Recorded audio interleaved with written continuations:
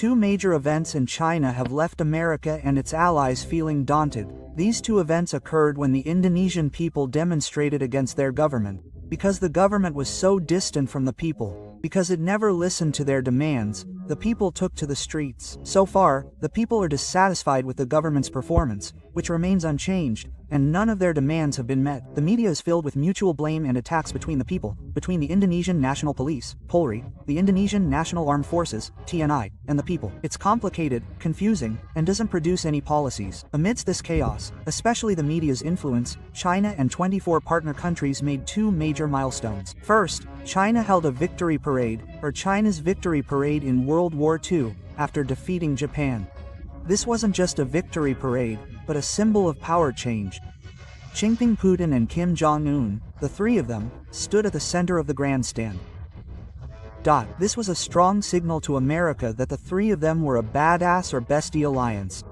Xi Jinping even offered Putin and Kim Jong-un immortality, eternal life, through organ transplants to maintain youth and longevity. The discussion was deliberately leaked, and this made the American health world shocked and really mocked Trump, who is currently 79 years old, who certainly wants to stay young and wants to have strength in his body forever. The three main figures from 24 other countries are like the Avengers team who will fight Thanos. Of course, Thanos is Trump. The second major event is the Shanghai Cooperation Organization, or so, which was held 2 days before the victory parade on September 3, 2025, attended by 24 countries that supported Xi Jinping's call, namely agreeing that the world in the future is a multipolar world, aka there is no single power or no longer one pole of power like America and its allies in the past, and focus on developing a world economy based on fairness, justice without tariffs.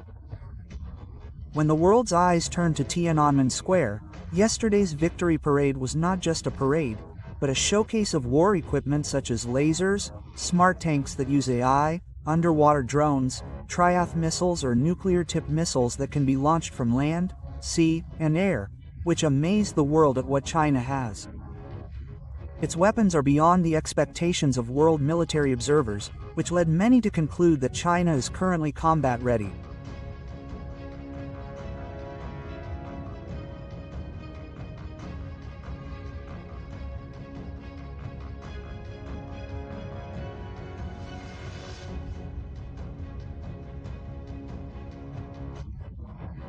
In the parade, China displayed the DF-61 ICBM, or Intercontinental Ballistic Missile solid fuel, that can reach 12,000 to 1,000 kilometers, meaning it can reach all capitals of countries anywhere in the world from mainland China.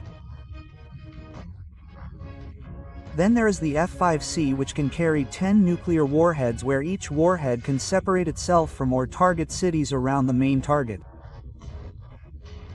Then there is the DF-26D missile, which has the nickname Guam Killer because it is targeted to target the American military base in the middle of the Pacific, namely Guam.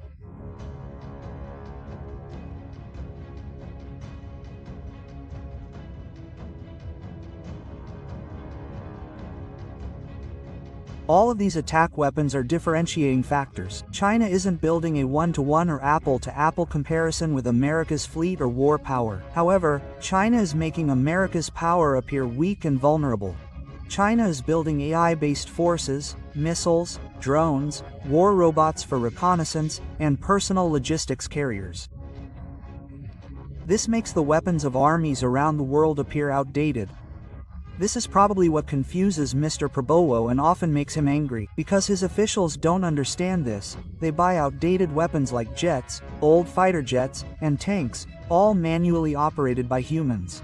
And how expensive is that? China displayed 78 types of weapons, all made in China. Indonesia's military parades are 80% imported. In the parade, China not only showcased attack weapons but also displayed its shield in the sky, or air defense system that fortifies all of China's territory. Anti-missile drones and missiles for countermeasures were on display. China's lasers, satellites, and radar capabilities all exceeded the expectations of military observers, especially American ones.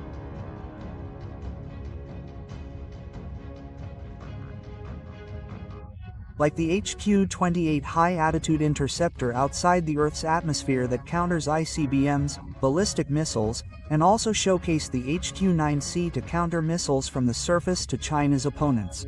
This means that China's air shield will be difficult for opponents to penetrate.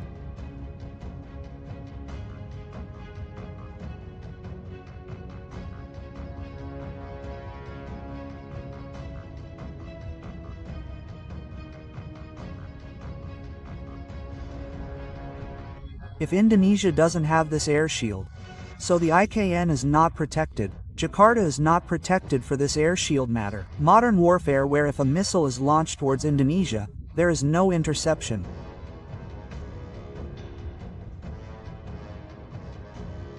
The only thing that wasn't showcased yesterday was the 6th generation jet fighter, namely the J-36 and J-50, whose strength is estimated to be more than 300 units that China currently has, making America and the Allies feel like nobodies if they are shown off because they don't have many 6th generation jet fighters that are capable of combat. Of course, China is still keeping that trump card. So, speaking of which, what will Indonesia's future be regarding the military like this? Peace.